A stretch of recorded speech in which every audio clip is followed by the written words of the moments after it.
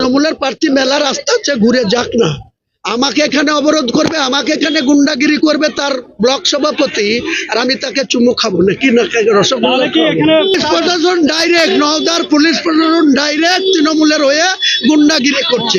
এদের বিরুদ্ধে ইলেকশন কমিশনকে জাজ করা উচিত, তদন্ত করা উচিত, তাদের বিরুদ্ধে অ্যাকশন করা উচিত।